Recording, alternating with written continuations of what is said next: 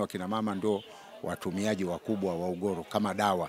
Lakini kwa wenzetu wanaweza akawa wanatumia kwa sababu ni mambo ambayo yapo karibu. Mkoa wa Tabora ni miongoni mwa mikoa kinara katika uzalishaji wa zao la tumbaku. Licha ya tija ya zao hilo, kumekuwepo na madhara mengi yanayotokana na matumizi ya tumbaku, kama anavyoeleza Daktari Charles Christopher, mratibu wa magonjwa yasiyoambukiza mkoa wa Tabora. Njia yoyote matumizi ya tumbaku, iwe msokoto au kutumia kiko au kutumia ugoro wa kunusa, au wengine wanakuta wanatumia ugoro wanaweka chini ya mdomo, lakini kuna hizi sigara za viwandani au matumizi siku hizi wanasema wanaboresha zaidi, wanasema kuna sigara za kielektroniki, lakini kuna matumizi mengine. Kwa mfano tunajua kuna shisha siku hizi, ukienda kwenye miji mikubwa wanatumia shisha.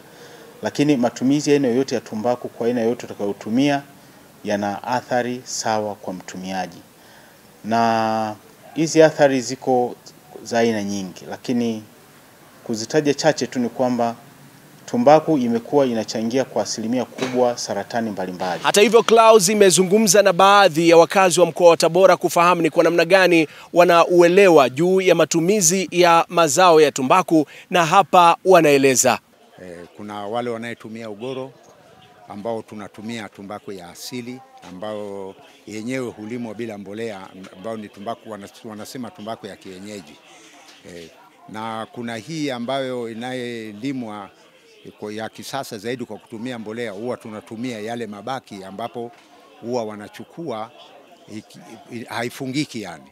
Sasa kama haifungiki huwa wanatuletea sisi, kwa sababu tumbaku ya asili inatumika kwa kuvuta sigara na kwa kutengeneza ugoro, na ina kazi zingine nyingi ambao watu kila mmoja anajua namna yake ya kuitengeneza. Inakuwa ni vigumu kupinga matumizi holela. Kwa sababu gani?